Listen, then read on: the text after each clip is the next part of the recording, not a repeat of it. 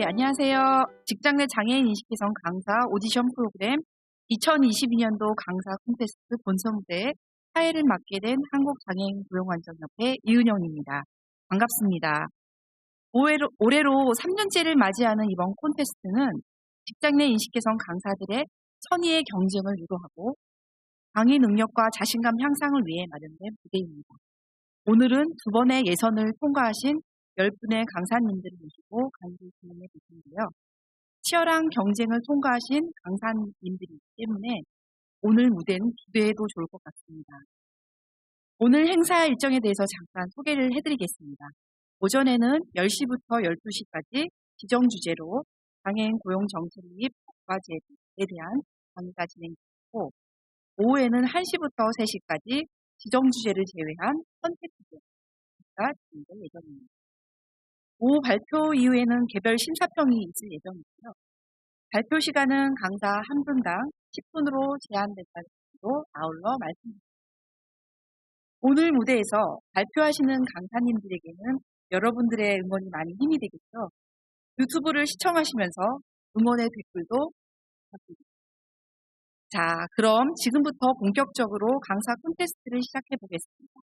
오전 주제는 장애인 고용 정책 및 법과 제도입니다. 이번 강의는 민숙희 강사님의 강의가 준비되어 있는데요. 박수로 맞이해 주시기 바랍니다.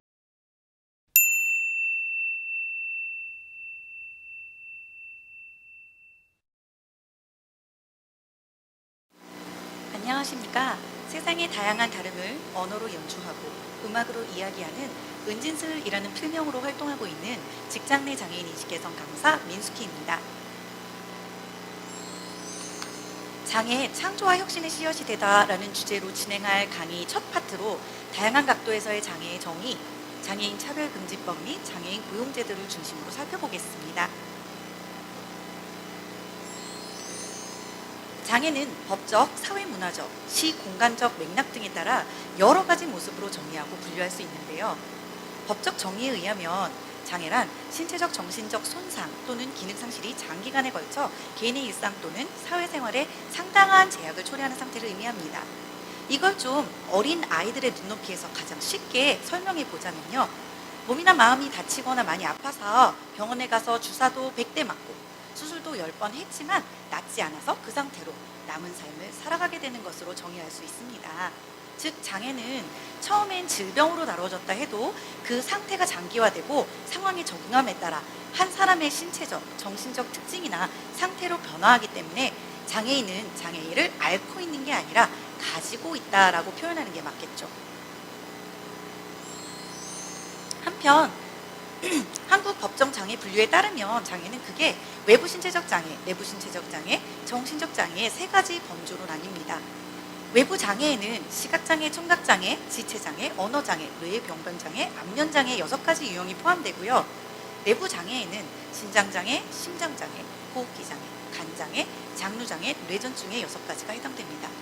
내부 장애는 외관상 잘 드러나지 않기 때문에 장애라는 걸 잘 모르시거나 또 노약자석에 앉은 신체 내부 장애인을 보고는 아니 왜 멀쩡한 사람이 노약자석에 앉았어? 하며 오해를 하시기도 하죠. 한편 정신적 장애인은 직적장애, 자폐성 장애, 정신장애가 있습니다. 지금 보시는 것은 미국 장애인법이 규정하는 법적 장애인데요. 편두통, 암, 임신, 합병증, 갑상선 기능 이상처럼 이게 장애야? 싶은 것들도 장애로 분류되어 있어서 법적 장애의 종류와 범주가 우리에 비해서 훨씬 넓다는 것을 알 수 있습니다. 그런데 여러분은 장애의 종류가 더 많고 범주가 더 넓은 사회와 장애의 종류가 더 적고 범주가 더 좁은 사회 중에 어떤 사회가 더 살기 좋은 사회라고 생각하십니까?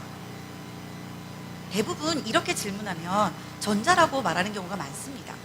그런데 제가 올해 강의하면서 딱 한 어린이가 장애의 범주가 더 넓은 사회요 라는 다른 답을 했는데요.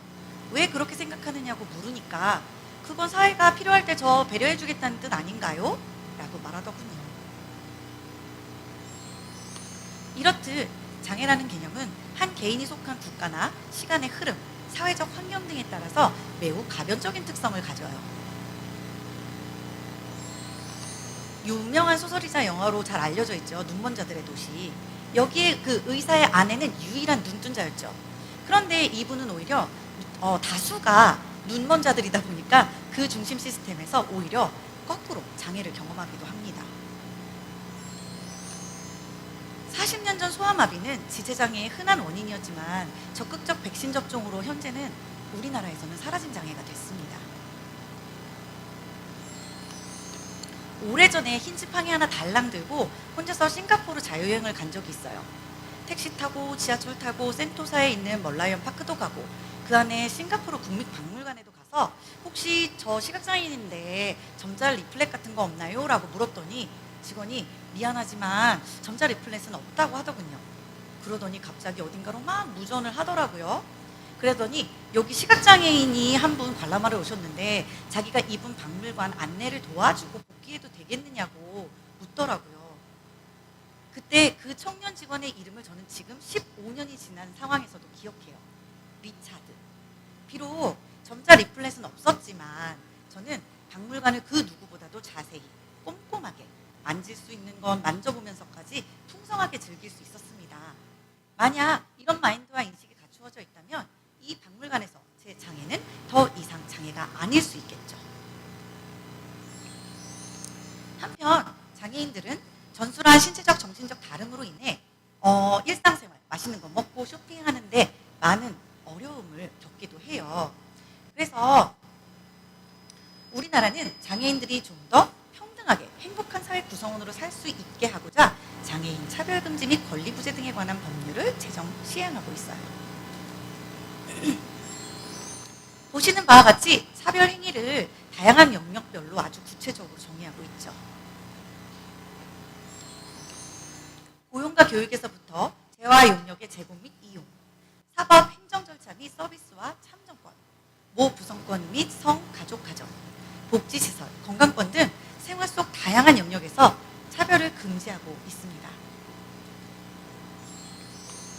얘네들은 저희 집 오븐, 냉장고, 세탁기, 건조기, 월패드 등인데요. 모두 터치스크린으로 작동합니다. 저는 여러분과 같은 값을 내고 이 재화들을 구매했지만 그 가격만큼 여러분께서 당연히 누리는 편익을 누리지 못합니다. 시각장애를 고려하지 않은 제품 설계 탓이죠. 그렇다고 제가 사용할 수 없는 기능만큼 가격을 깎아주는 것도 아닌데 말이죠. 이제 장애인 고용 관련 제도들을 한번 볼까요? 우리나라는 장애인 의무 고용 제도를 채택하고 있어요. 국가와 지자체는 장애인을 소속 공무원 정원의 3.6% 이상 고용해야 하고요. 상시근로자 50인 이상의 공무원이 아닌 근로자를 고용하는 국가와 지자체 역시 근로자 총수의 3.6% 이상 장애인을 고용해야 합니다. 민간 사업주의 경우 상시근로자 50인 이상의 사업주는 근로자 총수의 3.1% 이상 장애인을 고용해야 하죠. 한편 상시근로자 50인 이상 사업주가 장애인 의무 고용률을 달성하지 못했을 경우 사업주에게 미고용 장애인 수에 비례한 장애인 고용 부담금을 부과하게 되는데요. 특히 고용 비율에 따라 정산된 부담 기초액에 연간 합계액이 부과되기 때문에 결코 적지 않은 금액이 됩니다. 그러니까 가능한 한 부담금을 내기보다는 능력 있는 장애인을 찾아 고용하는 것이 좋겠죠. 장애인 고용 장려금은 장애인 의무 고용률을 초과 달성한 사업주에게 지급되며 의무 고용 대상은 아니지만 의무 고용률을 초과 달성한 사업주에게도 지급됩니다. 초과 달성이라는 점에 유의하실 필요가 있고요. 보시는 바와 같이 상대적으로 고용에 취약한 여성 중증 장애인에게 가장 많은 고용 장려금이 지급되는 것을 알 수 있습니다. 장애인 신규 고용 장려금 제도는 장애인의 신규 고용을 유도하기 위해 장애인 근로자를 신규로 고용하고 6개월 이상 고용을 유지한 소규모 사업주에게 제공이 되고요. 이 밖에도 장애인 고용으로 발생하는 다양한 추가 비용 및 시설 등에 대한 그다음 제도들, 그다음에 저리융자, 세제 혜택, 장애인 근로지원 제도 등의 다양한 지원책이 있으니까 더 궁금하신 점은 장애인 고용공단에 문의하시면 좋겠습니다. 혹시 택시를 이용하면서 기사님과 이야기를 나누는 게 불편하다는 생각 해보신 적 없으신가요? 저는 장애가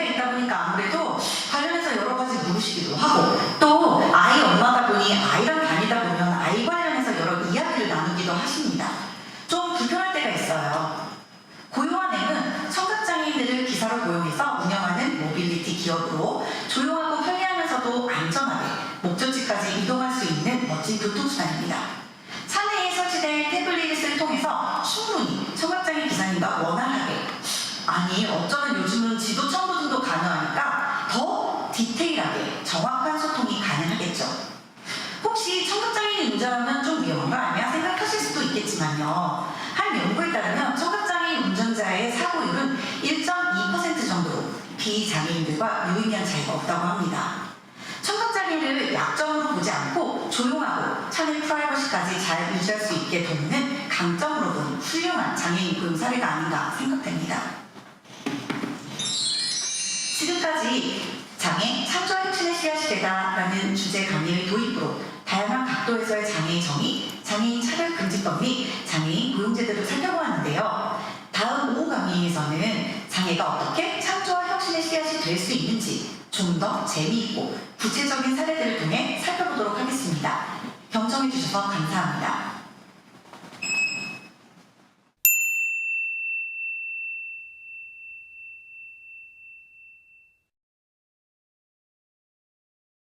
안녕하십니까. 장애인식 개선공사 김소연이라고 합니다. 만나뵙게 되어 반갑습니다. 제가 어떻게 열심히 하다 보니까 본선까지 왔네요. 장애인 고용 우수사례. 여러분은 청각장애인이 일을 할 수 있다고 생각하십니까? 열심히만 일하면 직원에서 점장까지 승진이 보장되어 있는 기업이 있습니다. 열심히만 일하면 당연한 거 아니야? 말씀하실 수 있습니다. 물론입니다. 하지만 장애인에게는 기회조차 주어지지 않았었기 때문에 당연한 얘기가 아니었습니다. 우리나라 장애인 고용률 1위, 우수기업인 스타벅스입니다. 이곳은 지화로 된 메뉴판으로 청각장애인의 단점과 손님의 장점을 살려 메뉴를 주고받고 할 수 있습니다. 우리가 청각장애인이 일할 수 있다는 거에 참 놀라운 상황입니다. 다음은 비장애인계의 삼성이 있다면 발달장애인계의 삼성, 베어벡터입니다. 이 베어벡터에서는 발달장애인들이 일을 하고 있습니다.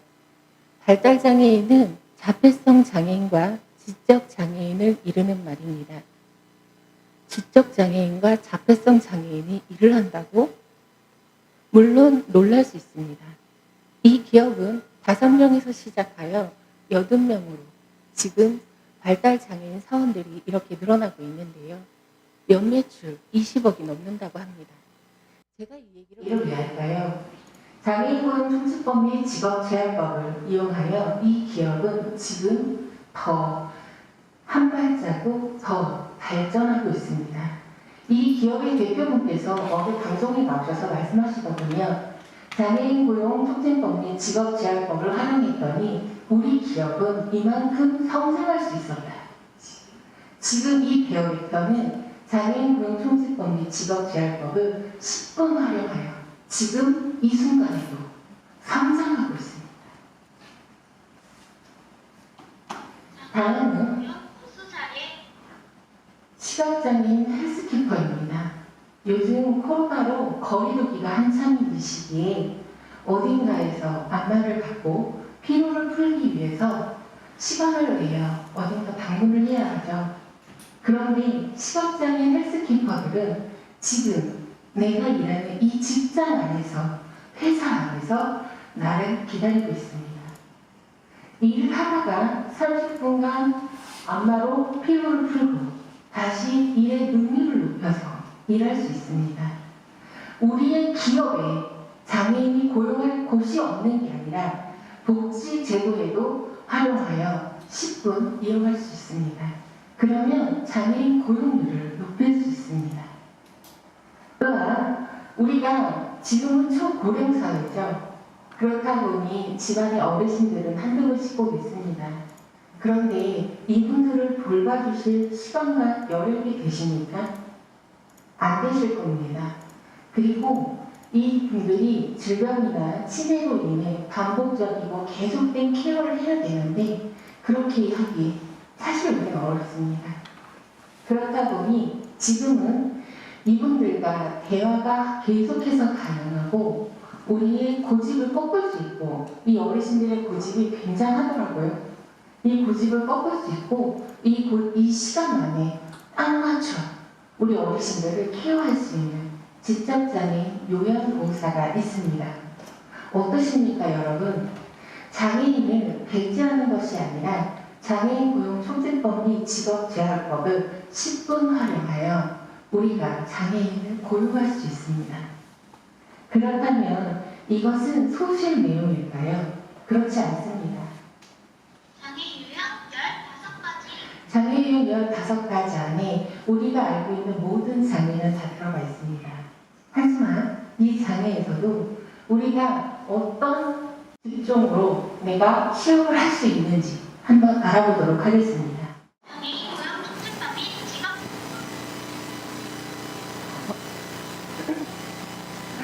PPT가 바뀌었네요. 이게 고용촉진법 및 직업재활법으로 PPT가 바뀌어서 제가 일단 말로 하겠습니다. 적합 직종에 대한 것은 제가 언어장애인을 준비했고요. 그리고 안면장애인을 준비했었습니다. 언어장애인은 말로 하는 일이 아니라 요즘같이 비대면 시대에 챗봇이나 채팅 상담이 가능하고요. 제가 얼마 전에 안면장애인이 있으신 사회복지사를 만나 뵀는데 이분이 제가 시각장애인임에도 불구하고 본인의 안면장애를 말씀해 주셔서 제가 이분의 안면장애가 있다는 걸 알게 되었습니다. 그러나 정말 티가 안 나더라고요. 그리고 뇌병변 장애인과 지체장애인 분들은 몸을 과도하게 쓰는 일만 아니면 얼마든지 일을 할 수 있습니다. 그리고 심장, 간, 장, 요로장애 있으신 분들은 과도한 스트레스나 몸을 과도하게 쓰시는 일 아니면 얼마든지 일을 할 수 있는데요. 스트레스는 누구나 받습니다. 그렇기 때문에 이 스트레스를 조절할 수 있는 휴식 시간을 충분히 주신다면 어떤 일에도 직무 능력을 향상시킬 수 있습니다. 그리고 정신장애를 가지고 계신 분들도 이 정신장애로 인하여 음료를 계속 섭취를 하셔야 되는데 이 음료를 계속 섭취하시는 것을 절대 거부하지만 않으신다면 얼마든지 일할 수 있습니다. 이렇게 제가 말씀드린 이유는 이 장애인 고용 촉진법 및 직업재활법 때문인데요. 왜 나는 나의 기업에 장애인을 굳이 내가 왜 채용을 해서 일을 해야 하느냐라고 말씀을 물어보실 것입니다. 그래서 제가 장애인 고용 촉진법 및 직업재활법을 가지고 왔습니다. 장애인 고용 촉진법 및 직업재활법 안에는 우리 사업주분들께서 장애인을 고용하셨을 때 장애인 생산품 우선 구매 제도와 장애인 고용 장려금 그리고 장애인 시설물 개보수 비용 등 장애인 고용 촉진법 및 직업재활법 안에서 우리 사업주분들이 얼마든지 장애인을 고용할 수 있도록 많은 제도가 준비되어 있습니다. 그렇다면 근로자에게는 어떤 준비들이 되어 있을까요? 우리 근로자에게는 장애인 보조공학기 그리고 취업 알선 그리고 취업 훈련 제도가 있고요. 거기다가 장애인 근로지원인 제도가 있습니다. 우리가 취업을 하기 위해서는 내가 어떤 직업을 가지고 있는지 어떤 직업을 잘 해낼 수 있는지 알아야 합니다. 그렇기 때문에 직업에 대한 능력을 조사하고 이거에 대한 훈련을 하며 다음에 사후 관리까지 장애인 고용공단에서 해주고 있습니다.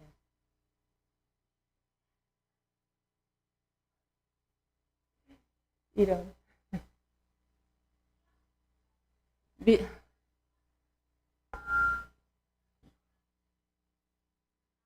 밀리엄 오슬러는 이렇게 말하였습니다.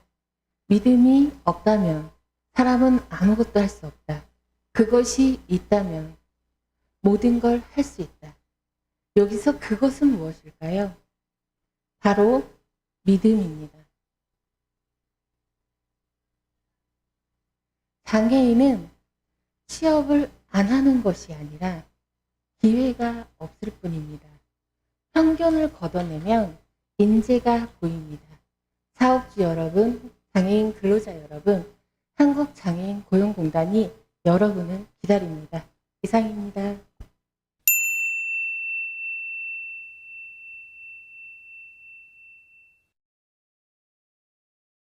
예, 오늘은 어떤 기업이 채용한 이야기를 들려드리도록 하겠습니다. 어느 식품회사가 있었는데요. 이 회사는 팬데믹 시대에 크게 성장하여서 어느덧 중견기업이 되었습니다. 그런데 이렇게 잘 성장하던 회사의 대표는 어느 날 자신의 앞에 놓인 보고서를 보고 큰 충격에 빠지게 되는데요. 이 회사의 대표는 위기를 기회로 바꾸고자 큰 결심을 하게 됩니다.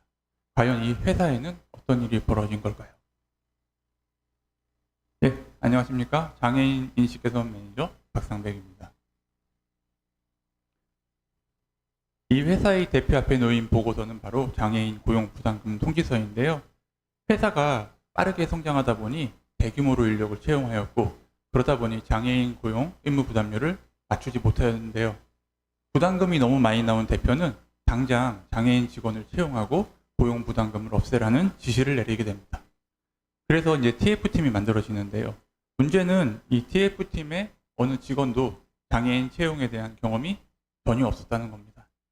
고민을 하던 TF팀의 직원들은 근처에서 장애인 채용 박람회가 열린다는 사실을 알게 되고 그쪽으로 가게 되는데요. 장애인 채용 박람회는 지자체와 한국장애인 고용공단이 공동으로 주관하는 행사입니다. 이곳에서 TF팀의 직원들은 한국장애인 고용공단과 먼저 상담을 하게 되고요. 장애인 고용 종합 컨설팅을 받아보기로 합니다. 컨설팅 결과 먼저 적합직무 탐색을 하기로 하는데요.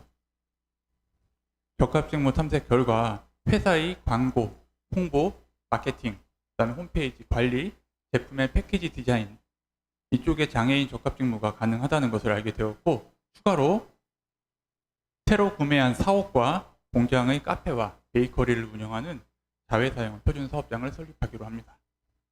표준사업장은 전체 직원 중에 장애인 근로자가 30% 이상 차지하여야 하고요. 중증 장애인 직원이 일정 비율 이상 고용되면 인증을 받을 수 있는데요. 인증을 받게 되면은 최대 10억 원까지 무상으로 자금을 받을 수 있고 5년간 세금이 감면이 되는 효과가 있습니다.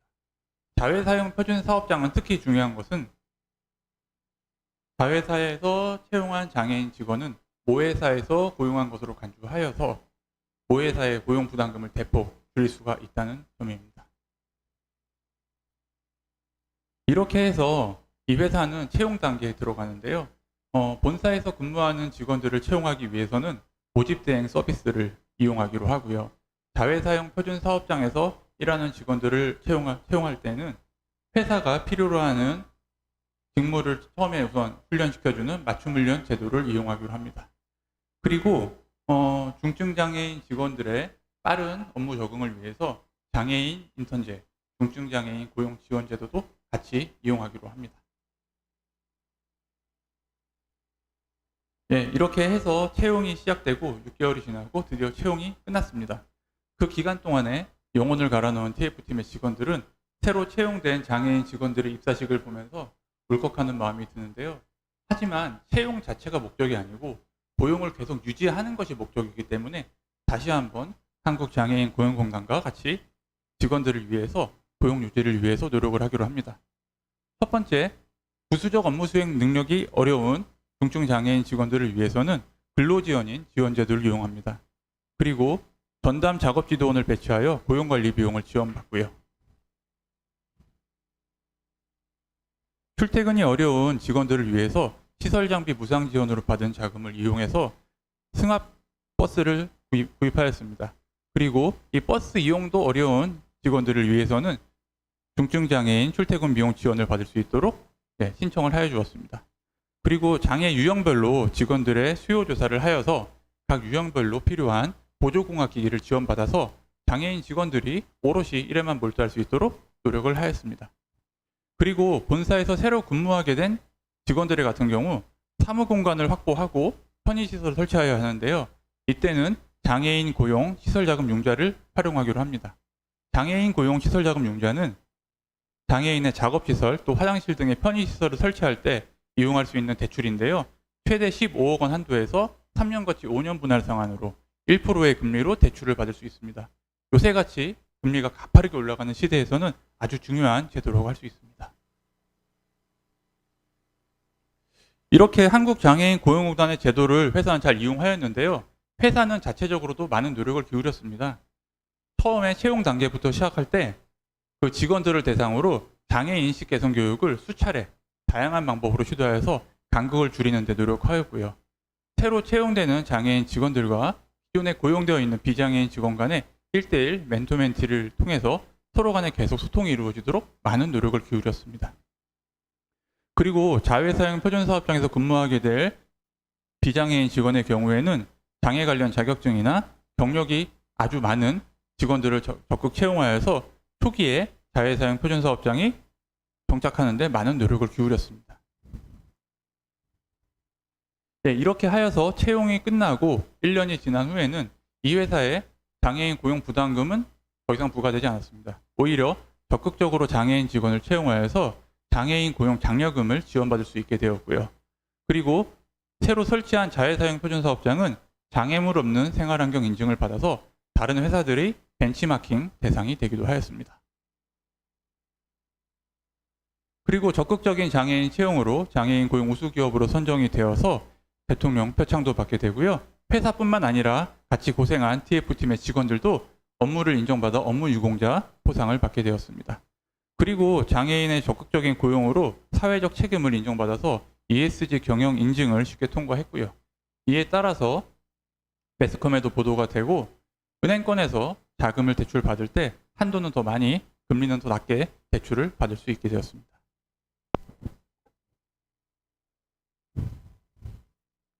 예, 사실 이게 회사에서 채용을 하면서 좋은 일만 있었던 것은 아니고요. 그 채용 단계에서 인턴제가 끝나고 맞춤 훈련이 끝나고 채용이 되지 못한 직원도 있었습니다. 그리고 새로 채용된 장애인 직원과 비장애인 직원 간의 갈등도 있었고요. 갈등이 발생했을 때 회사에서는 방치하지 않고 재빠르게 움직였습니다. 장애인 근로자 지원센터를 찾아가서 같이 상담을 하였고요. 장애인 근로자 지원센터는 처음에 노동시장에 진입한 장애인들이 계속 고용 유지를 할 수 있도록 다양한 프로그램을 지원해 주는데요. 장애인 당사자뿐만 아니라 같이 일하는 동료들을 대상으로도 상담을 해주고 개별 심리 상담을 해주고 각종 교육을 시켜주는 곳입니다. 회사가 빠르게 움직인 결과 갈등이 많이 봉합되어서 지금은 잘 다니고 있다고 합니다. 네, 이렇게 해서 제가 준비한 가상의 이야기는 끝이 났습니다. 이 회사는 가상의 회사고요. 저는 이 회사가 장애인 채용을 할 때 이런 제도를 활용했으면 좋겠다고 해서 설명을 좀 드린 거고요. 그런데 이제 이 회사의 이야기는 끝이 났는데 저희 사회가 계속해서 해야 할 장애인 채용의 이야기는 아직 끝이 나지 않았습니다. 이 끝이 나지 않을 이야기 속에서 다음 이야기의 주인공이 될 회사는 과연 어디가 될까요? 오늘 오신 분들이 근무하는 회사가 될 수는 없을까요? 사실 장애인 채용의 이야기가 어떻게 끝날지는 아무도 알 수 없습니다. 좋게 끝날 수도 있고 안 좋게 끝날 수도 있는데요. 다만 안 좋게 끝나는 게 두려워서 이야기를 시작하지 않으면 아무도 이야기의 끝을 볼 수가 없습니다.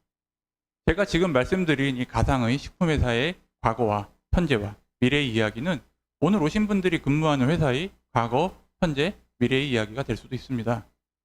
한국장애인 고용공단과 같이 그리고 저와 같이 장애인 채용의 이야기를 떠나갈 수 있기를 부탁드립니다. 감사합니다.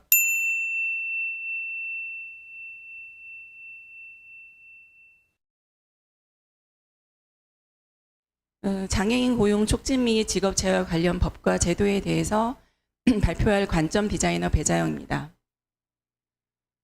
장애 여성의 주인공이 된 우영우 신드롬 많은 드라마에서 시청률이 높았죠.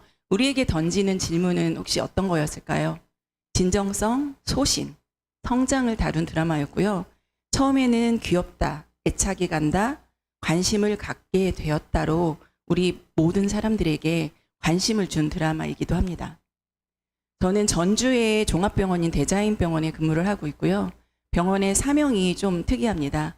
환자를 치료하는 것뿐만 아니라 환자의 마음을 얻는 것이죠. 사람의 마음을 얻는 것처럼 어려운 일은 없을 거라고 생각을 합니다. 저는 디자인 홍보부장으로 일을 하고 있고요. 인권, 자살 예방, 분노 조절 이 분야에서 관점 디자이너로 활동을 하고 있습니다. 전문 강사를 하게 된 계기는 저희가 같은 장애인 동료와 함께 일을 하는데 그 인식을 올바르게 좀 도와드리고 그다음에 개선하는 분위기를 만드는 촉매 역할을 하고 싶어서 지원을 했습니다. 장애인이 사회에 나가서 일을 갖고 직업을 갖는 것 이거는 장애인 고용 보장에서 가장 중요한 일이라고 생각을 합니다. 사회 통합이기도 하고요. 그래서 장애인 고용 촉진 및 직업 재활 법의 가장 중요한 목적이기도 하다고 생각을 합니다. 고용은 무엇일까요? 고용. 우리가 노무를 제공을 하면 거기에 맞는 대가의 보수를 지불을 받습니다. 그리고 일종의 계약을 하는 거고요. 이 법에 대한 목적이 아주 명백하게 되어 있는데 장애인이 직업 재활을 하면서 인간다운 생활을 영위하고 그런 것들을 계속적으로 유지하기 위해서 장애인 고용 촉진 및 직업 재활이 중요하다. 이 목적에 모든 게 명시가 돼 있다고 생각을 합니다. 하나의 포스터를 보겠습니다. 장애인을 위한 고용의 길을 만들어 주세요. 사실 꽃길을 만들어 드리면 너무 좋겠지만 이렇게 쉽지 않아요. 험난할 수도 있고 계단이 있어서 오르막이 있을 수 있습니다. 우리 현실을 보면 어때요? 뉴스를 보면 고용 촉진이 어렵다, 저조한 장애인의 현실을 본다, 뭐 이런 내용들 굉장히 가슴 답답한 그런 뉴스들이 많이 있습니다. 그렇다면 장애인 고용 현황은 어떨까요? 경제활동 실태 조사를 봤어요. 전체 인구의 고용률에 비해서 장애인 고용률은 저조합니다. 그런데 어떨까요?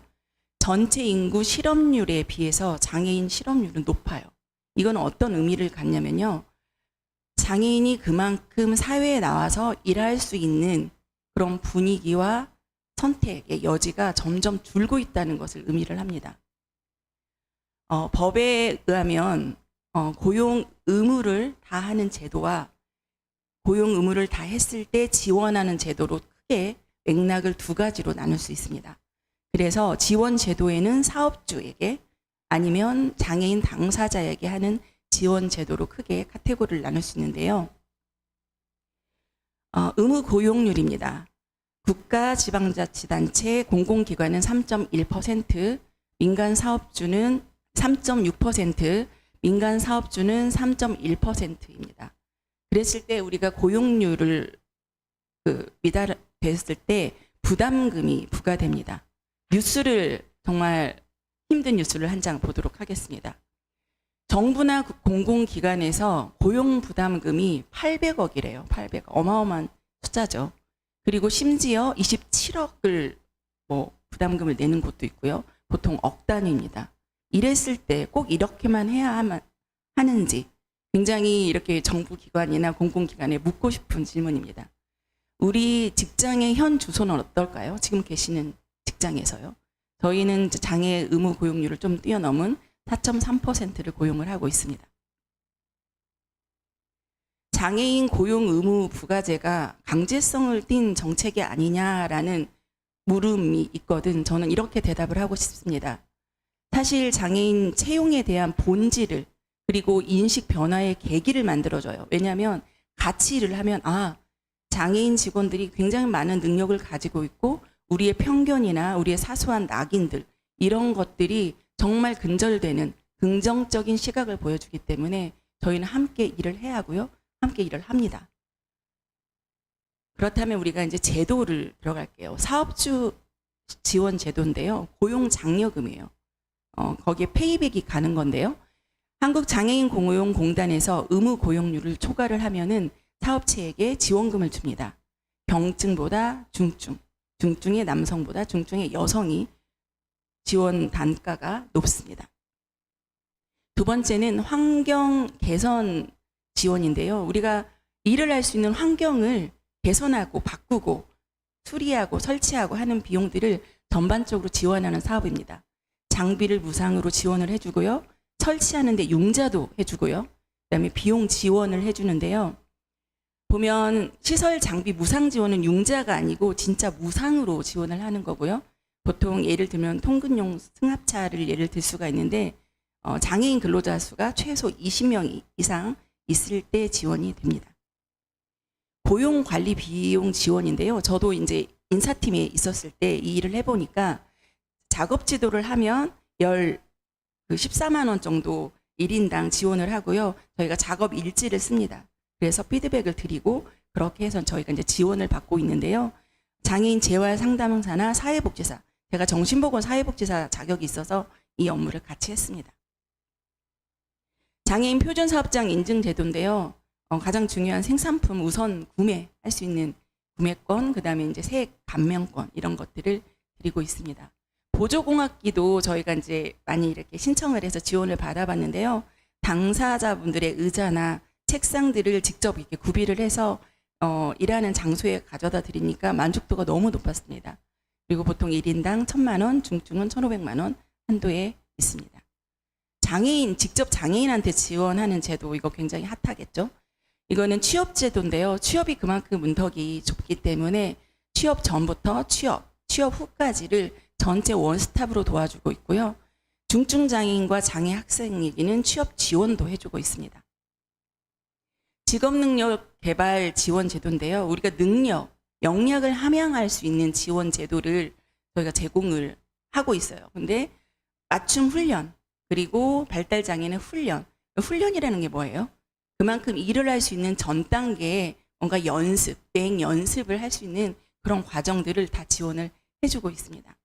기타 지원 제도로는 중증장애인 근로지원인 제도인데요. 이 제도는 저희가 직접 활용을 하고 있어서 사례를 발표를 드리도록 하겠습니다.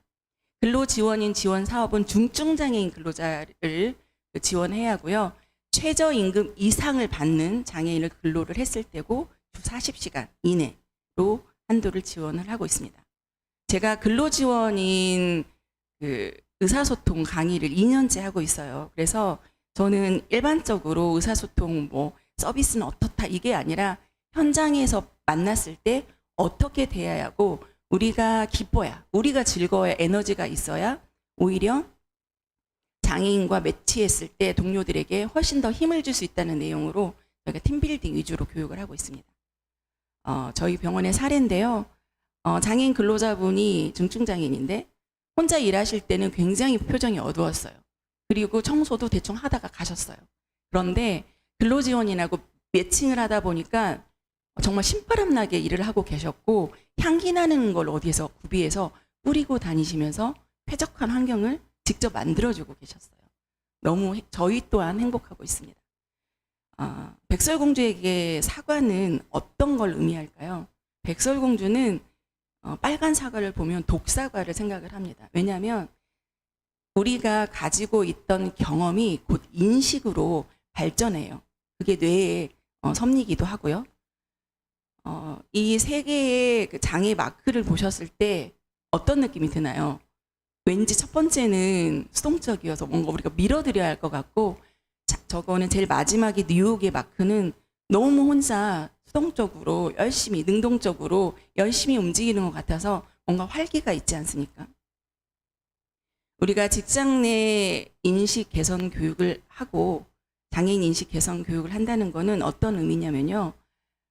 우리들의 미묘한 행동, 그 다음에 사소한 관점, 그리고 우리 마음의 미동을 움직여주고 우리가 함께 했을 때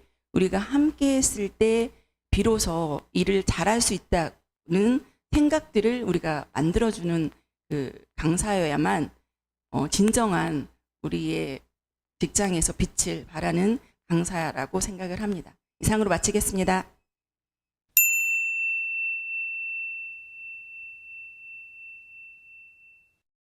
안녕하세요.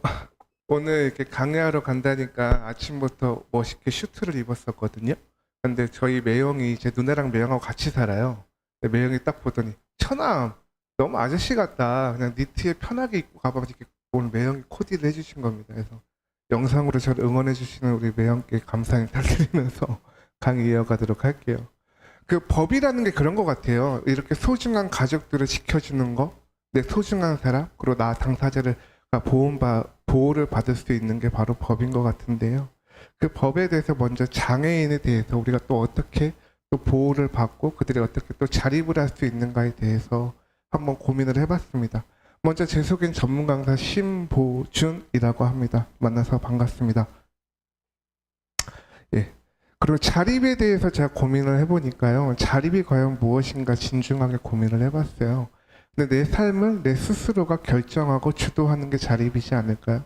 그래서 우리나라도 1990년대 말부터 고용의 좀 확산이나 자립에 좀 힘쓰려고 노력들을 많이 하고 있지 않습니까? 그런 부분에서 장애인 고용 촉진 및 직업 재활법이 만들어졌고 장애인이란 이유만으로 고용이나 뭐 승진의 기회라던가 그 직장 내 환경에서 차별을 받으면 안 된다라고 이제 규제를 하고 있죠. 근데 이게 어떻게 보면 장애인 당사자를 배려하고 도와주려는 법이 아니냐라고 말하시는 분들도 간혹 있으시더라고요. 근데 더 나아가서 국민을 지키기 위한 법이라고 저는 생각을 하거든요. 근로기준법을 보더라도 우리가 사회에서 어떤 시기를 통해서 차별을 하면 안 된다라고 말하고 있지 않습니까? 그런 부분에서 우리 모든 국민을 지키고자 하는 저는 법이라고 저는 생각을 합니다. 그래서 이 의무고용을 제가 강의를 정말 많이 나가다 보면 제일 많이 듣는 이유가 너무 바쁜데 이렇게 바쁜 시간에 이렇게 꼭 1년에 한 번씩 1시간 이 교육을 듣게 함으로써 나를 힘들게 해야 하냐라는 말씀을 하시는 분들도 계셨어요. 근데 이게 국민의 알 권리를 보장해주고 또 국민들이 법 안에 보호를 받아야 할 교육이다 보니까 이 교육은 어떻게 보면 장애인을 돕고자 배려하고자 하는 법이 아니라 우리 모두 내 가족, 내 이웃들을 보호하려는 법이고 중요한 교육이다라고 말씀을 늘 드리고는 있어요. 그리고 의무고용제도라는 게 3.1%, 뭐 3.6% 이렇게 있지 않습니까? 근데 제가 제 친구들이 이제 저도 좀 보시는 거와 달리 좀 이제 40대를 가고 있거든요. 깜짝 놀라셨죠. 20대처럼 보실 테지만 좀 웃어주세요. 근데 제가 친구들이 사업을 많이 해요. 사업하는 친구들한테 물어봐요. 야, 너희들 회사에 근로자들 중에 장애인 근로자를 좀 고용을 해봐 라고 물어보면 글쎄 마땅히 어떤 일을 시켜야 할지 모르겠어. 그리고 좀 어색해. 좀 내가 어떻게 고용하는 데서 두려움이 있어 라는 말들을 많이 해요. 근데 이 의무고용제도라는 게 적극적으로 고용을 좀 해주라는 제도인 거잖아요. 근데 이 제도를 통해서 장애인을 고용해 봤더니 실질적으로 근무를 시켜봤더니 근로지원 제도라는 게 있어? 보조공학 서비스라는 게 있어? 다양한 공대에서 이런 질 좋은 서비스가 있다는 걸 알았네? 라는 걸 체험해보고 더 많은 고용을 한번 해보라는 거죠. 그런 취지에서 이런 제도가 있는 것 같습니다. 그래서 이런 적합한 직무가 바로 원인이긴 해요.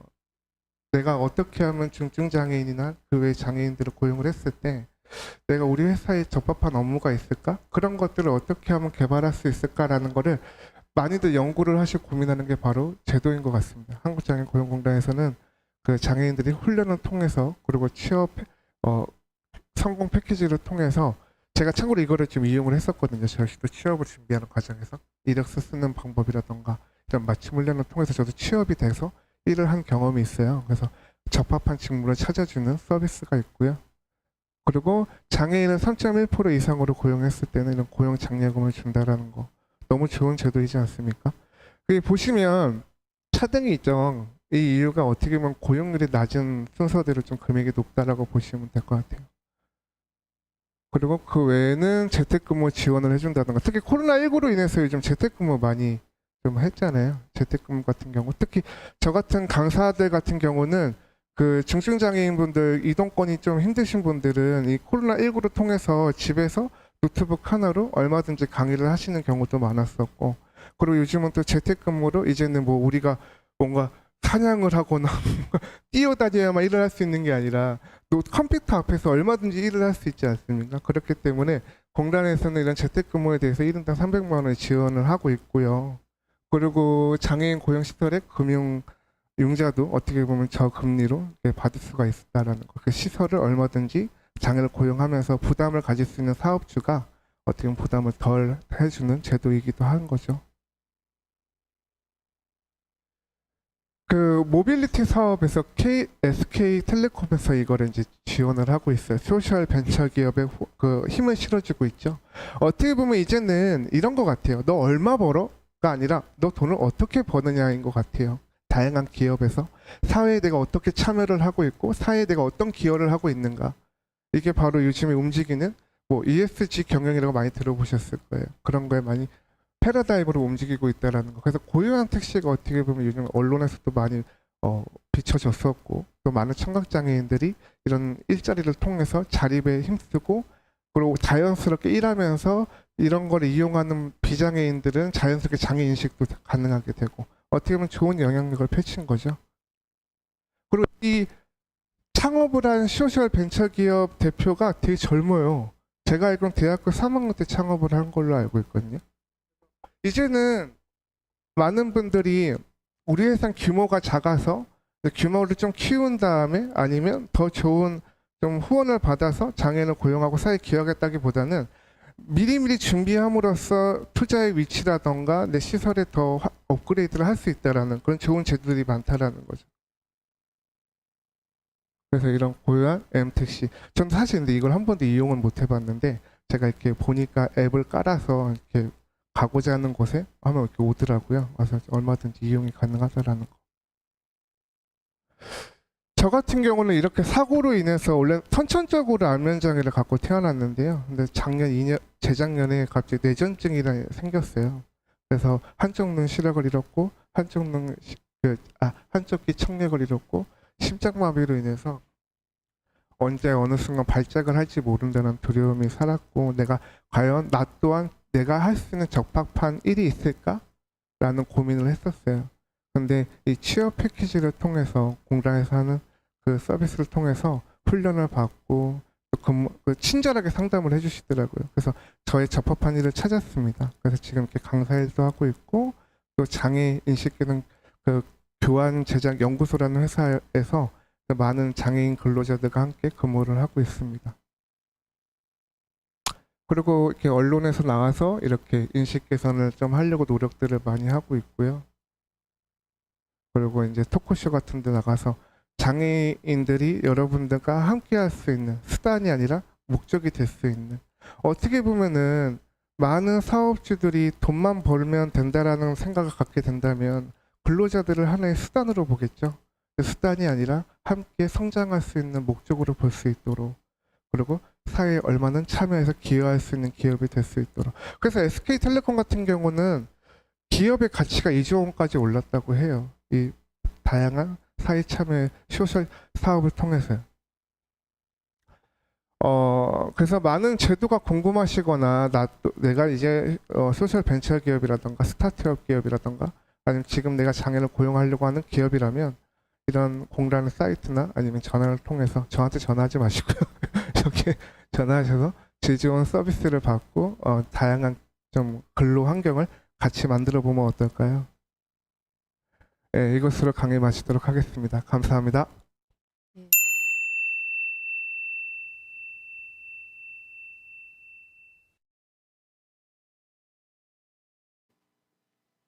안녕하십니까. 여기 빨간 편견의 커튼이 있습니다. 편견의 커튼을 걷어내면 장애인이 아닌 직장 동료가 보입니다. 직장 내 장애인 인식 개선 교육 강사 오성윤입니다. 만나서 반갑습니다.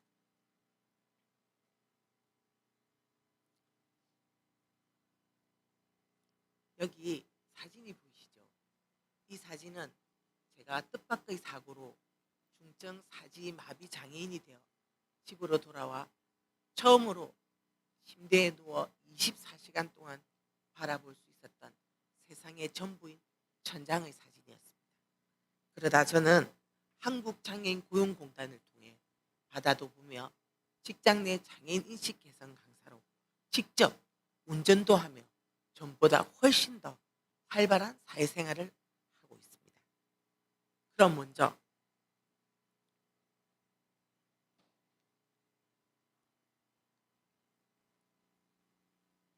넘어가지 않는데 그냥 할까요? 장애인 고용 촉진 및 직업재활법에서는요, 장애인의 정의를 직업생활에 초점을 두고 있고요. 결국 이 말의 의미는 장애인의 경제적 안정과 장애인의 사회 참여를 촉진시키며 장애인 일자리 마련에 그 목적을 두고 있습니다.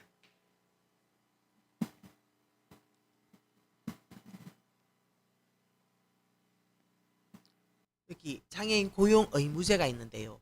우리나라에서는 장애인 고용 의무제를 법으로 정해놓았는데요. 국가나 공공, 정부, 지자체에는 3.6%이고요. 근로자를 50인 이상 근로자를 채용한 민간 사업주에게는 3.1%를 의무 고용하게 되어 있습니다. 이렇게 장애인 의무 고용제를 의무 고용제를 만들어 놓았음에도 불구하고 여기 보시면요. 오른쪽에 맨 밑에 사진에 보면 LX 한국토지공사라고 되어 있습니다. 이 업체, 이 공공기관 최초로 작년 2021년도에 한국장애인 고용공단과 협약을 맺어서 맞춤훈련센터를 통해서 장애인을 현재까지 3기 동안 장애인을 모두 취업을 시켰습니다. 그럼에도 불구하고요. 비장애인의 고용률이 60%를 넘는 반면 장애인의 고용률은 아직도 34%로 굉장히 현저히 낮아 있는 상태입니다. 그래서 우리나라는 장애인 고용 의무제를 지키지 않았을 시에 사업체에 장애인 고용 부담금을 납부하고 있는데요. 이렇게 장애인 고용 부담금을 납부하면서 국가에서 장애인의 고용을 독려하고 있음에도 불구하고 기업은 왜 장애인의 고용을 끌일까요? 그 첫 번째 62.9%가 장애인에게 적합한 직무가 없습니다. 라고 하고요. 두 번째로 장애인을 채용하면 왠지 생산성이 낮을 것 같다라고 얘기를 했습니다. 그럼 이렇게 말하는 데에는 이유가 있겠죠.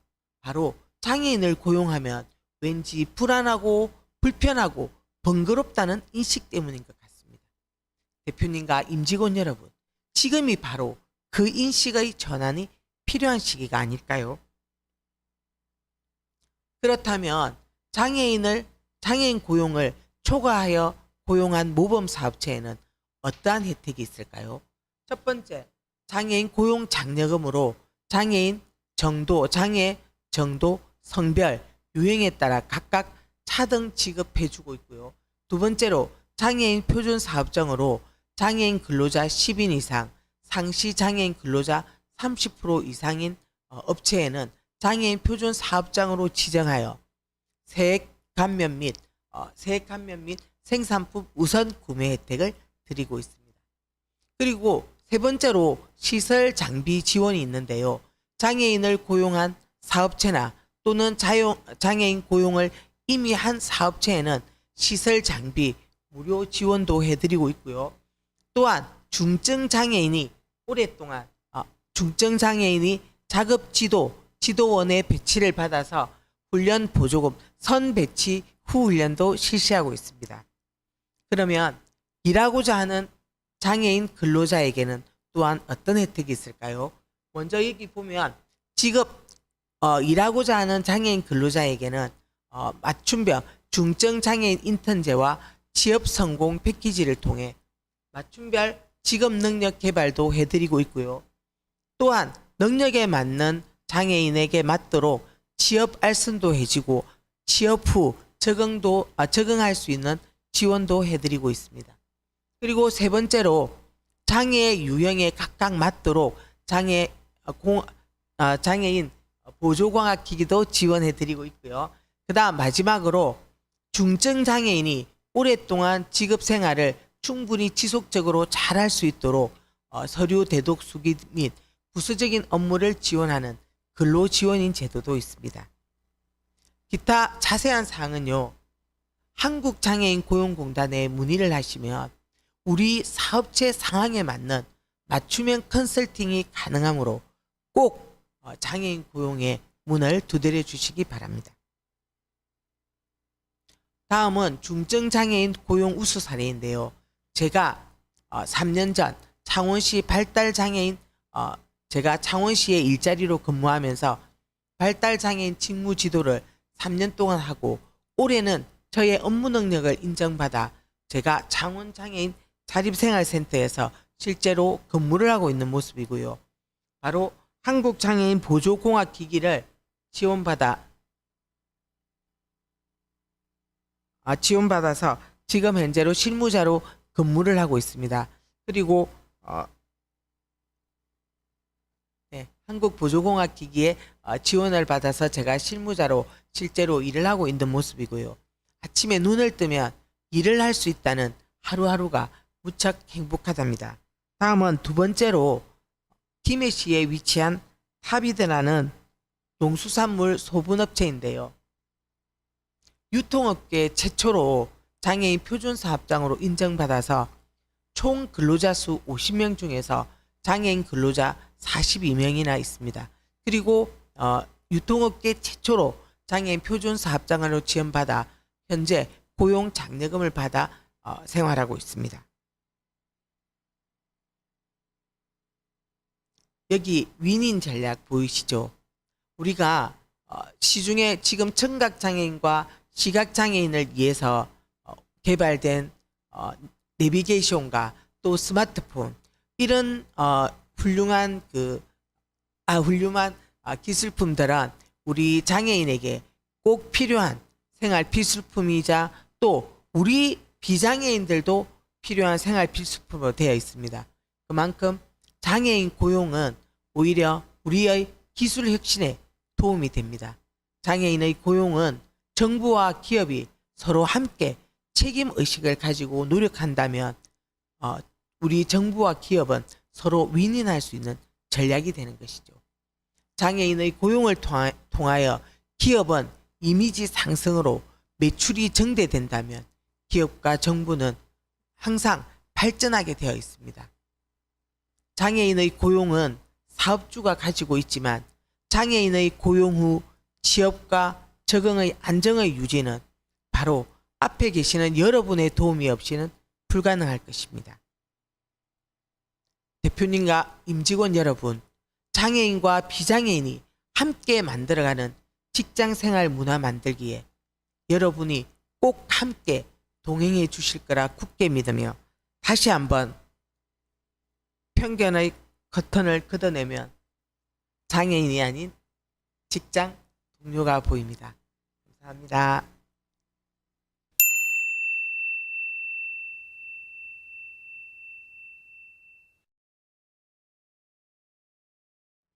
안녕하십니까. 봄 이야기로 함께하는 직장 내 장애인식 개선 교육을 시작하겠습니다. 저는 따뜻한 사회, 더 행복한 사회를 꿈꾸는 강사 이미영입니다. 여러분 만나서 반갑습니다. 이제 제가 여러분과 함께할 봄을 소개하려고 하는데요. 어떤 봄일지 궁금하신가요? 행복을, 어머나 죄송합니다. 행복을 이어봄. 여러분은 어떨 때 행복을 느끼시나요? 행복의 조건은 참 다양한 것 같습니다. 그리고 많은 사람들은 사회생활 속에서 많은 사람들과 함께하면서 행복을 나누는 것도 같습니다.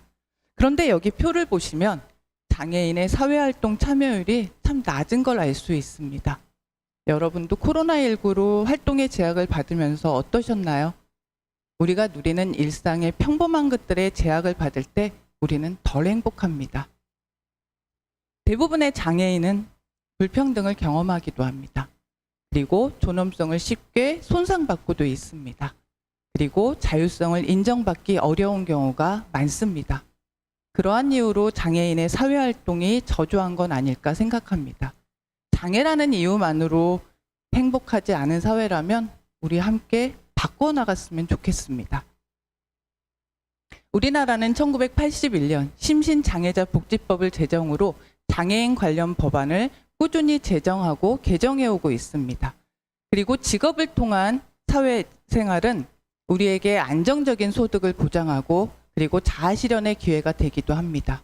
그래서 보다 안정적이고 인간다운 삶을 영위하기 위해 우리는 1990년 1월에 장애인 고용 촉진 등에 관한 법률을 제정했고 19번의 개정을 통해 장애인 고용 촉진 및 직업재활법을 시행하고 있습니다.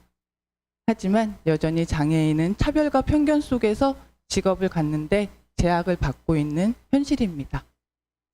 그래서 우리나라는 그 제약을 없애는 방법 중 하나로 장애인 고용 의무제를 실시하고 있습니다.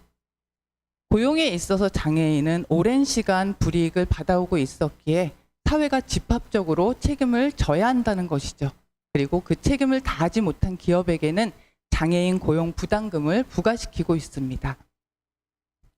정부, 지자체, 그리고 공공기관은 반드시 3.6% 이상의 장애인을 고용해야 하며 50인 이상의 근로자를 고용하고 있는 민간사업주는 3.1% 이상의 장애인을 고용하도록 법적으로 장애인 고용 할당제를 실시하고 있습니다. 그런데 장애인 고용 현황을 보시면 상당히 열악한 걸 알 수 있습니다.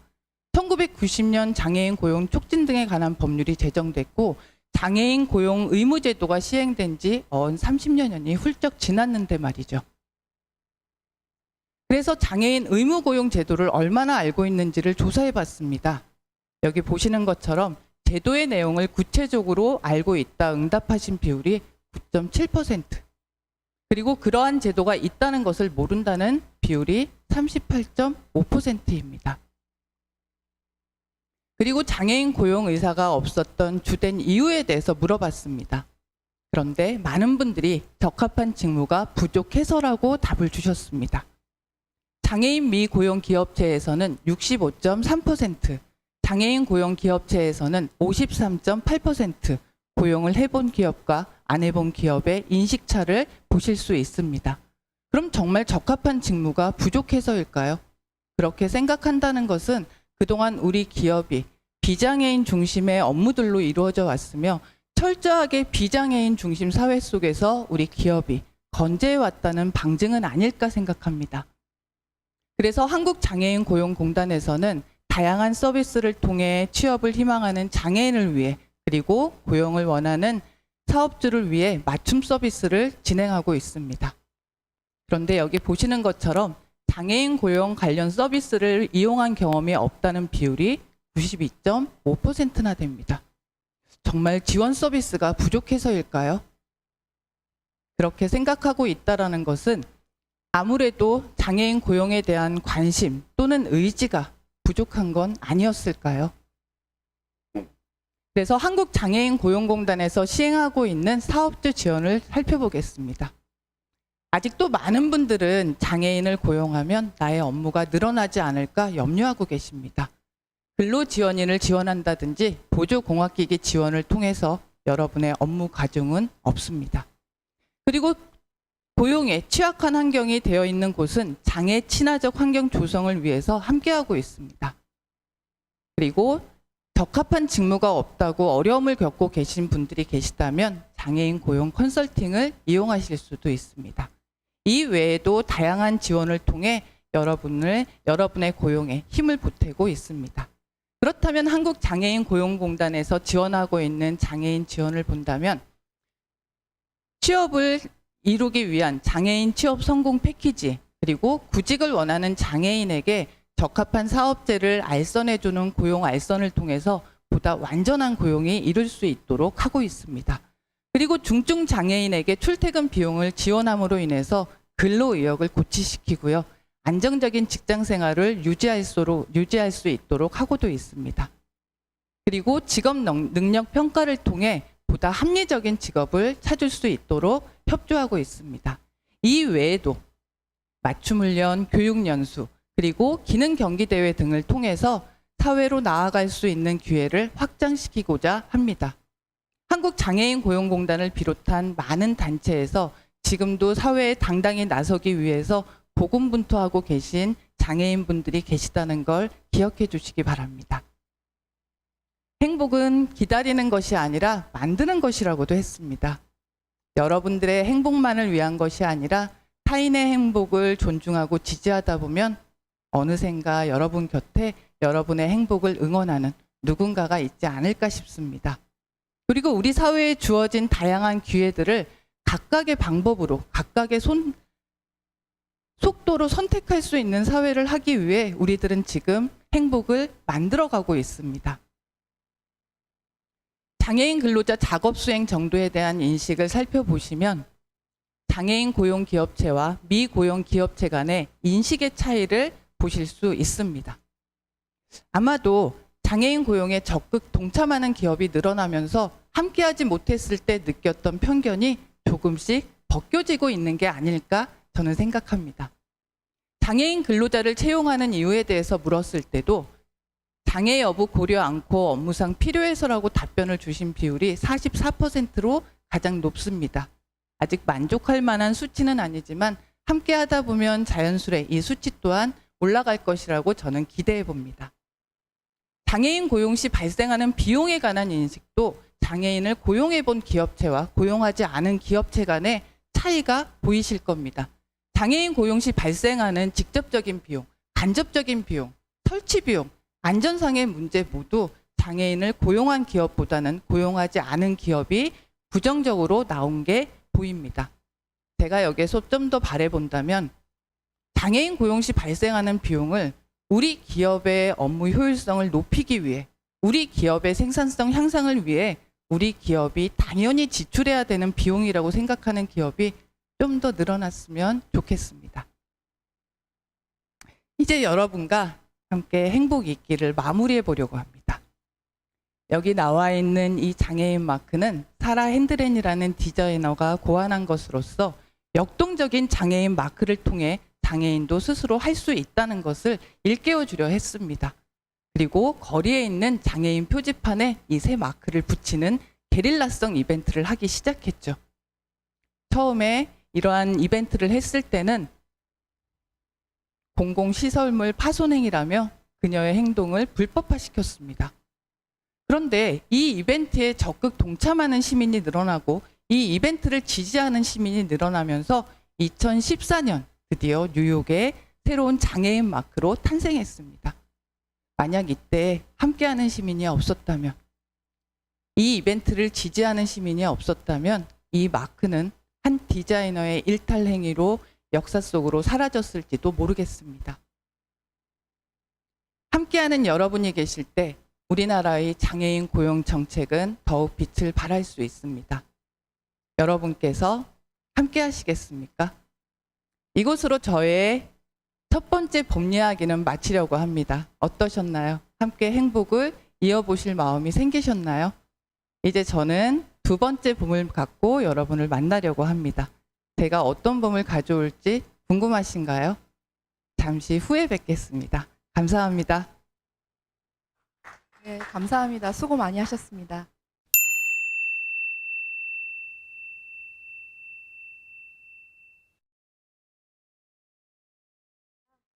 저는 정재현이라고 합니다. 그럼 강의를 시작하도록 하겠습니다. 우리는 왜 인권 인식 개선, 직장 내 장애인 인권 인식 개선을 해야 하는지, 그리고 기업은 왜 장애인을 고용해야 하는지, 이 부분에 대해서 설명드릴 겁니다. 목차를 보시면 오늘은 고용 정책과 법과 제도를 보시게 되겠습니다. 장애인 고용 촉진 및 직업재활법은 1990년도에 제정이 되었고 91년도부터 시행이 되었습니다. 그래서 약 30년이 좀 넘었는데요. 그런데 과연 뭐가 달라지고 뭐가 달라지지 않았는지 아직은 잘 모르겠습니다. 그래도 분명 나아진 점은 있겠죠. 정책이 바뀌고 법이 바뀌고 제도가 바뀌었으니까요. 그래서 첫 번째 목적으로 보시면 장애인이 그 능력에 맞는 직업 생활을 통해서 인간다운 생활을 할 수 있도록, 그런 직업 생활을 할 수 있도록 하는 것이 이 법의 취지이고 목적인데요. 보시다시피 선생님들이 보시기에는 제가 어떤 일을 할 수 있을 거라 생각하시나요? 제가 만약에 저에게 물건을 나르라고 하면 제가 할 수 있을까요? 그러니까 제가 할 수 있는 범위, 그 능력에 따라서 장애인의 직업을 선택하고 그런 것을 알선해 주는 것이 공단의 목적이고 이 법의 취지입니다. 이 법의 체계를 간단하게 보시면 1장 총칙에서는 법의 목적, 정의, 그러니까 기본적인 개념들을 소개하고 있고요. 그리고 국가와 지자체의 책임을 묻고 있습니다. 또한 사업주의 책임도 묻고 있는데요. 이것은 국가가 부여한 의무이자 책임입니다. 그리고 5조에서 이제 인식개선 교육이 왜 필요한지 이걸 지금 하고 있고요. 그리고 6조에서는 그렇다면 장애인은 자립을 위해서 어떤 그러니까 노력을 해야 되는지 그런 내용들을 담고 있습니다. 이 장에서는 이제 고용공단에서 장애인들에게 지원할 수 있는 제도들, 그리고 기업에게 지원할 수 있는 제도들을 열거하고 있습니다. 이제 통계를 보실 텐데요. 전체 인구에서 경제활동 참가율은 63.6%라고 합니다. 그런데 장애인 인구는 38.7%라고 합니다. 장애인 인구만 보고서 이렇게 평가한 거고요. 그리고 고용률 또한 전체 인구에서는 61.3%라면 장애인은 36.5%로 약 절반가량 정도, 절반이 조금 더 상회하는 정도라고 보시면 될 것 같고요. 실업률 또한 5.7% 그리고 3.6%로 장애인 인구가 2배는 많은 숫자라고 보시면 될 것 같습니다. 그 앞에서 보신 것처럼 그러면은 별로 차이 없는 거 아니야? 이렇게 생각하실 수도 있으실 것 같은데요.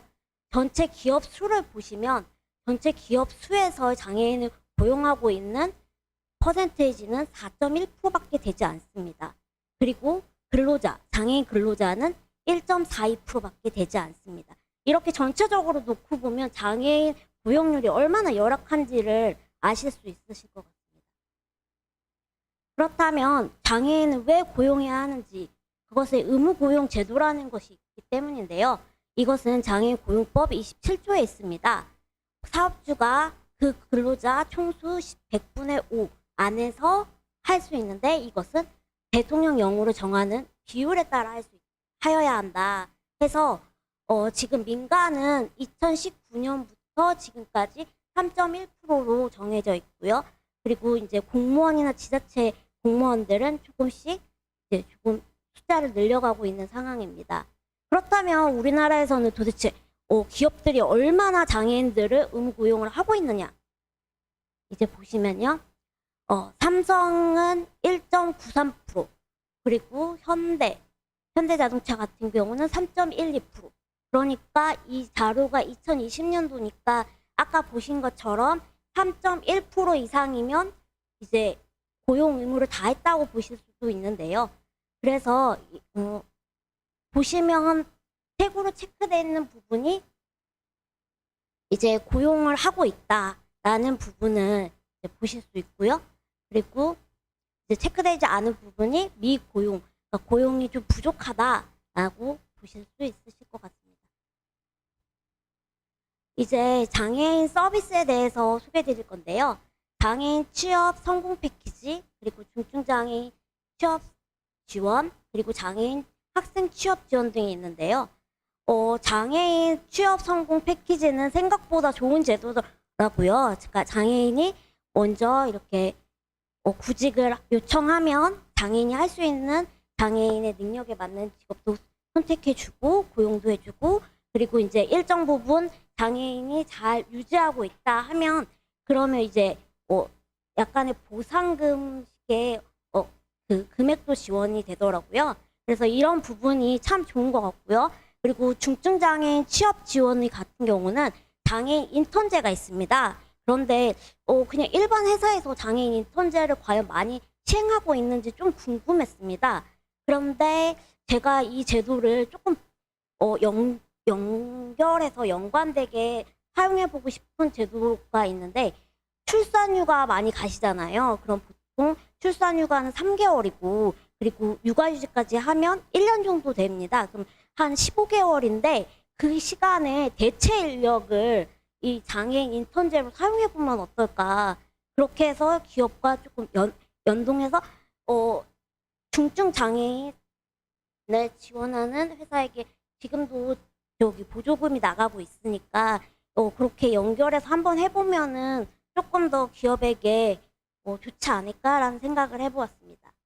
네, 그리고요, 이제 근로를 하고 있는 장애인들에게 지원되는 근로 지원인 서비스 제도가 있습니다. 이것은 이제 장애인들이 복사나 단순하지만 부수적이지만 꼭 필요한 업무들이 있습니다. 그것들을 이제 대신해줄 수 있는 근로 지원인 제도가 있고요. 그리고 보조공학 기기 지원이 있는데요. 저 같은 경우는 제가 키가 작잖아요. 그래서 저는 책상을 지원받았습니다. 높낮이를 조절할 수 있는 책상인데요. 그래가지고 되게 사용하기가 편리하더라고요.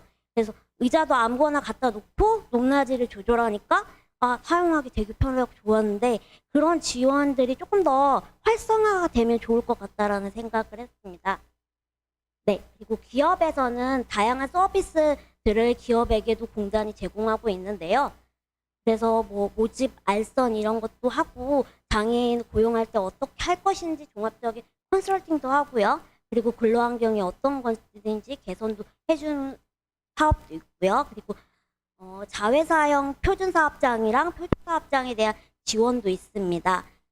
여기에 하나 빠진 게 있는데요. 맞춤 교육이라는 게 있습니다. 만약에 기업에서 우리는 어떤 인재를 원합니다 라고 한다면 그 인재를 이제 지원하기 위해서 교육도 하고, 그리고 이제 그 회사에 맞게끔 이제 하나하나 가르쳐서 회사에 취업을 시키는 그런 맞춤 교육 제도가 따로 있습니다. 그것도 한번 사용해 보시면 좋을 것 같습니다.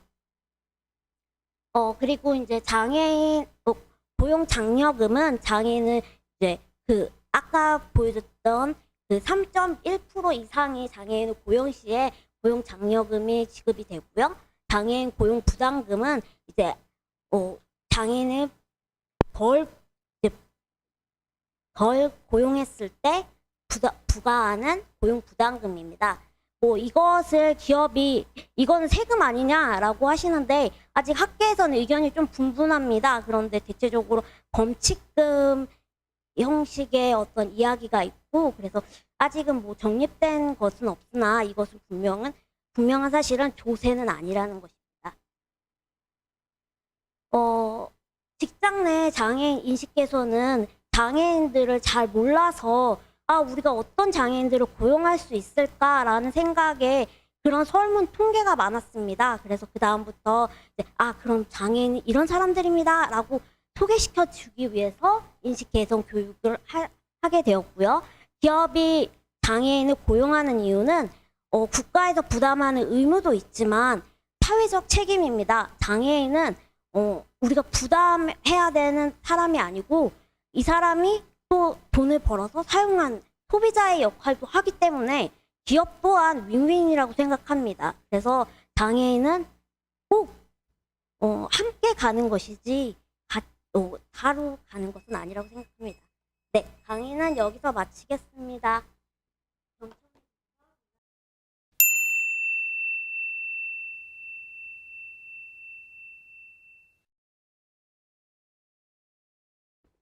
안녕하세요. 직장 내 장애인 인식 개선 교육 강사 정효원이라고 합니다.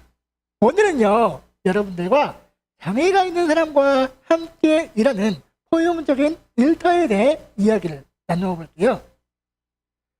저는 헬스케어 기업인 한국 에자이에서 직장 내 장애인 인식 개선 교육을 담당하고 있어요. 오늘 여러분들과 나눌 이야기는 오전과 오후로 나뉘는데요. 두 이야기 모두 연결이 되어 있어요. 오전에는 장애인 고용 촉진 및 직업재활법과 그와 관련된 제도에 대해 알아보려 하는데요.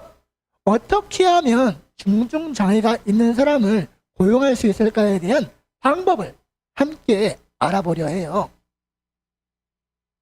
장애인 고용 촉진 및 직업재활법에 대해 먼저 알아볼게요. 이 법은요, 장애가 있는 사람이, 여기 집중해 주세요, 능력에 맞는 직업 생활을 통하여 인간다운 생활을 할 수 있도록 장애인 고용 촉진 및 직업 재활을 기하고 있습니다. 법에는요, 다양한 내용이 있는데요. 오늘은 두 가지를 알아볼게요. 먼저 직장 내 장애인식 개선 교육입니다. 모든 사업장에서는 사업주와 직원분들이 연 1회 1시간씩 반드시 이 법정 의무 교육을 들어주셔야 하고요. 두 번째로 장애인 고용 의무 제도인데요. 이 제도는요, 장애인 고용 촉진 및 직업재활법에 따라 근로자의 일정한 비율을 장애가 있는 사람들로 고용해 주셔야 하는 제도를 말해요. 정부 및 공공기관을 먼저 보시면요, 전체 직원의 3.6%를요 장애가 있는 분들을 고용해 주셔야 하고요. 24년 이후부터는요, 전체 직원의 3.8%를 장애가 있는 분들을 고용해 주셔야 합니다. 50인 이상의 민간 사업체에서는요, 전체 직원의 3.1%를 장애가 있는 분들을 고용해 주셔야 하는데요. 마찬가지로 2024년 이후부터는요, 전체 직원의 3.5%를 장애가 있는 분들을 고용해 주셔야 합니다. 여기서 알아두셔야 할 부분이 있어요. 5년마다 최고 5% 내에서 고용률을 상향 결정하게 되는데요. 장애가 있는 분들을 고용하는 것도 중요합니다. 하지만 장애가 있는 분들을 회사에서 고용하려 할 때 각 부서에서는 적극적인 지지와 옹호가 반드시 필요합니다. 중증장애인 이배수 인정제도에 대해 알아볼게요. 이 제도는요, 채용이 어려울 수도 있는 중증장애가 있는 분들을 한 명을 고용하시면 또 다른 한 명을 고용하는 것으로 인정하는 제도를 말해요. 이어서 장애인 고용 부담금은요, 월 평균 100인 이상의 기업에서 의무 고용률을 채우지 못할 경우 부담금을 내실 수 있는데요. 부담금 납부는 내년 1월 1일부터 1월 30일에 우편, 메일, 방문을 통해 납부를 하실 수 있습니다. 특히 인터넷으로 많이 납부를 하시는데요. 이 신고 사이트에 들어가시면 이 부담금과 장려금을 함께 받으실 수 있습니다. 신청하실 수 있습니다. 장려금을 이어서 알아볼게요. 장려금은요, 부담금과 반대로 의무고용률을 초과하여 채용한 사업체를 대상으로요, 공단에서 장려금을 지급해 드리고 있는데요. 지급 단가를 먼저 보시면요, 중증과 경증, 남성과 여성을 구분하여 지급해 드리고 있으니 참고 바랍니다.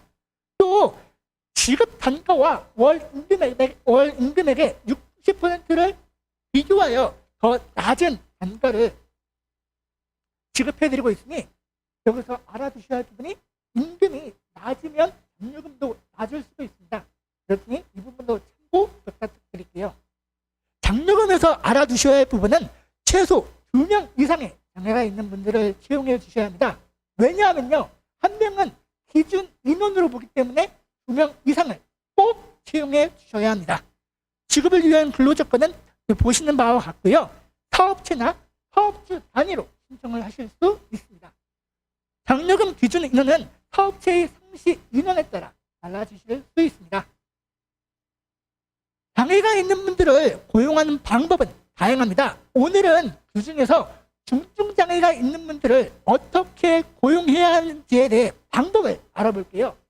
그 중 하나가 이 중증장애인 지원고용 사업입니다. 이 사업은요, 중증장애인의 직무 수행에 필요한 현장 훈련과 직장 적응을 중요합니다. 직무 지도원을 통해서 사업장에서 3주에서 7주간 최대 6개월을 지도하여 취업을 지원하는 사업을 말해요. 작업 분석을 통해 이 직무 지도원이라는 분들은요, 작업 분석을 통해서 단계별로 일을 나누어 직원이 독립적으로 업무를 할 수 있도록 지원하는 분들을 말해요. 그러니까 일을 한 가지의 일을 그 장애가 있는 직원분이 하실 수 있도록 단계별로 연구하여 그분이 지속적으로 일을 할 수 있도록 옆에서 지원해 주는 분들을 말하죠. 장애인, 중증장애인 지원고용 과정을 보시면요, 첫 번째는 구직 상담을 먼저 하고요. 두 번째는 업체를 발굴해야겠죠. 채용할 수 있는 업체. 그리고 업체에서는 그 업체에서 직무 개발을 하게 됩니다. 그분이 하실 수 있는 직무를 개발하는데요. 개발 사례를 보시면 이 마스터라는 직업과 온라인 해커라는 직업이 있습니다.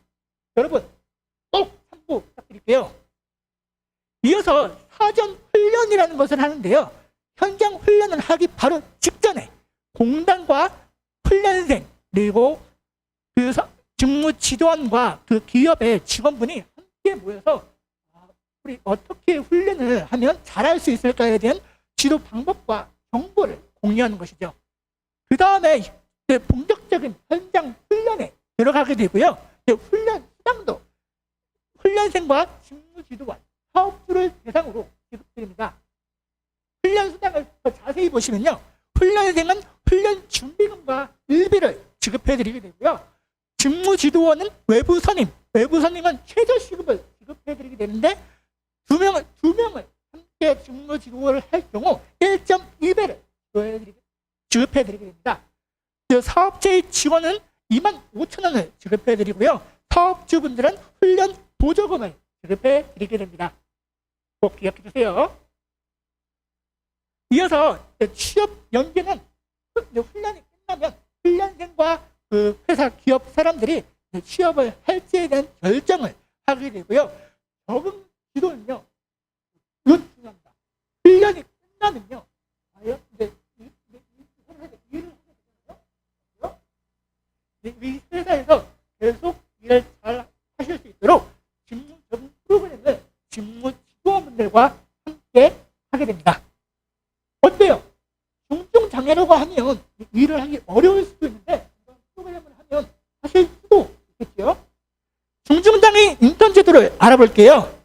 이 인턴 제도는요, 및 취업한 고령 50세 이상의 장애가 있는 사람들과 중증 장애가 있는 사람들을 대상으로 인턴을 시행하는 제도를 말해요. 정규직 전환을 제고하는 게 목표이기도 하고요. 특히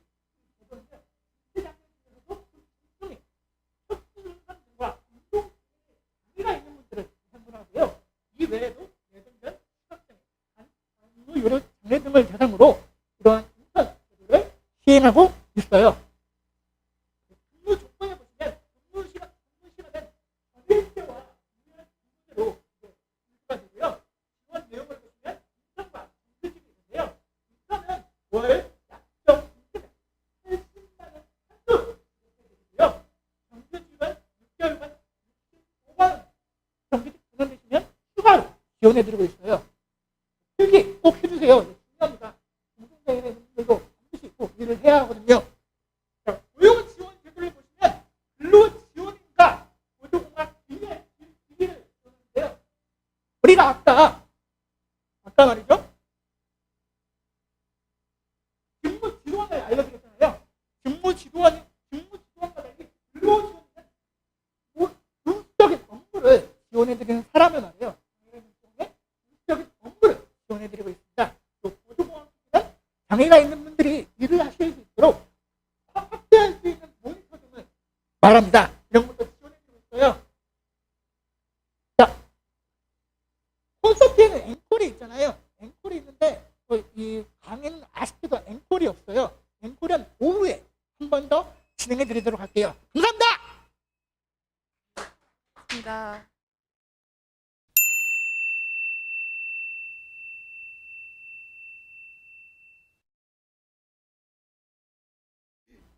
안녕하십니까. 농협 하나로마트 직원 여러분 반갑습니다. 2022년 직장 내 장애인 인식개선 교육 시간입니다. 저는 강사 조원주입니다. 우리나라 등록 장애인 수는 지속적으로 늘고 있습니다.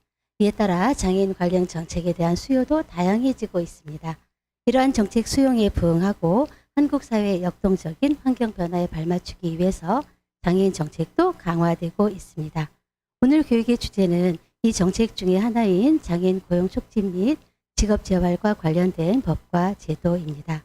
오늘 교육을 기회로 우리 직장에서는 어느 직무에 장애인 직원을 고용해서 다 함께 성장해 나아갈 수 있는지 생각해보는 의미 있는 시간과 장애인 고용이라는 성과로 이어지기를 바랍니다. 우리는 이미 직장 내 장애인 인식 개선에 관한 교육을 여러 번 들었습니다. 오늘 교육은 그동안 우리가 들었던 내용에 관한 복습 또는 앞으로 우리 직장에서 장애인들과 함께 근무하실 때 알아두시면 유익한 내용입니다. 목차는 1. 장애인 고용 정책에 대한 이해, 2. 장애인 고용 촉진 및 직업 재활과 관련된 법과 제도, 3. 생각해 보기까지입니다. 장애인과 함께 일을 하려면 우리는 장애인에 관해서 정확하게 알지는 못하더라도 조금의 지식은 알고 있는 것이 도움이 될 것입니다. 우리나라의 모든 국민은 노동의 권리를 사회적 기본권으로서 헌법으로 보장받고 있습니다. 굳이 법을 거론하지 않더라도 독립된 성인이라면, 일하고자 하는 사람이라면 자신의 생계를 위해서나 자아 실현을 위해서도 직장은 필요합니다. 사람들마다 일하는 이유는 여러 가지가 있을 수 있습니다. 고용의 결과는 여러 가지가 있고 각 개인마다 다르겠지만 가장 대표적인 예로는 경제적 생활의 기초가 되며 미래의 수요를 보호하는 기능과 인간의 존엄성 실현, 개인의 심리에 미치는 영향 등으로 나타납니다. 일을 해야 하는 이유는 장애인이든 비장애인이든 똑같습니다. 이에 장애인들의 고용률을 높이기 위해서 장애인 고용 촉진 및 직업 재활법이 제정되었습니다. 법의 목적을 보시면 이 법은 장애인이 그 능력에 맞는 직업 생활을 통하여 인간다운 생활을 할 수 있도록 장애인의 고용 촉진 및 직업 생활을 꾀하는 것을 목적으로 한다고 명시되어 있습니다. 이 법에서 말하는 장애인의 권리를 요약해 보면 생존권, 노동권 보장, 스스로 자립할 권리 실현, 장애인 자아 실현, 기업, 정부, 기타 단체의 사회적 책임 인식과 노동 경력 보수를 통한 통상적인 삶을 영위하는 것 등이 있습니다. 이에 우리나라는 장애인 고용률을 높이기 위해서 적극적 고용 제도인 장애인 고용 의무제를 도입하여 시행하고 있습니다. 이 장애인 고용 의무제는 월 평균 50명 이상의 상시 근로자를 고용하고 있는 사업주가 장애인을 일정 비율 이상 의무적으로 고용해야 하는 제도입니다.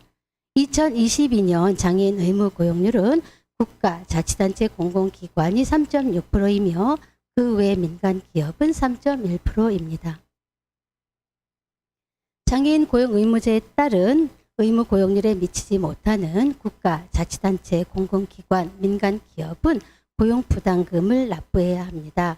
장애인 고용 부담금의 취지는 사회 연대 책임의 이념을 반영하여 장애인을 고용하는 사업주와 고용하지 않는 사업주의 경제적 부담을 평등하게 조정함으로써 장애인 고용에 따른 비용을 보전해 주기 위한 것입니다. 장애인 고용률에 따라 가산화 부담 기초액은 장애인 고용 의무 인원 대비 고용하고 있는 장애인 근로자 비율에 따라서 차이가 나는데 아래의 표와 같습니다.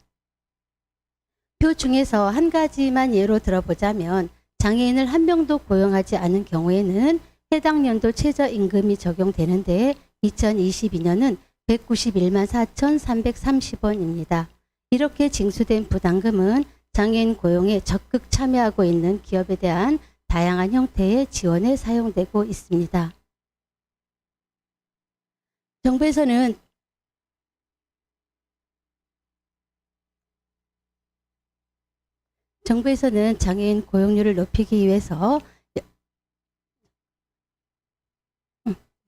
정부에서는 장애인 고용률을 높이기 위해서 여러 가지 지원 제도를 활용하고 있습니다. 그런데 장애인 고용률은 전체 인구 고용률의 61%보다 2분의 1 정도인 35% 정도이며 따라서 임금 수준도 전체 임금 근로자의 273만 4천 원보다 84만 원이 적은 189만 4천 원으로 약 3분의 2 정도입니다. 이처럼 장애인 고용률은 장애인 가구의 경제 상황과 밀접한 관련이 있습니다. 또한 장애인 가구의 경제 지출은 생각보다 높습니다. 장애인 보장구나 기타 용품들이 장애인들이 편리하게 사용하려면 고가인 경우가 많습니다.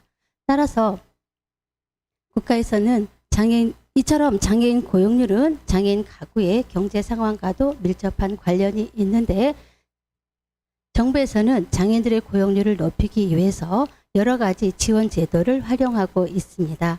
그중에 사업주 지원 제도에는 고용장려금 지원 제도, 장애인 표준사업장 설립 지원 제도, 장애인 고용시설 장비 지원 및 융자, 연계 고용부담금 감면 제도, 시설 장비 무상 지원, 세제 지원, 그 외에도 다양한 제도들이 있으며 장애인 지원 제도에는 보조공학기기 지원, 중증장애인 지원 고용, 중증장애인 출퇴근 비용 지원, 근로지원인 지원, 장애인 취업 성공 패키지, 근로장애인 전환 지원 등 다양한 제도들이 있습니다.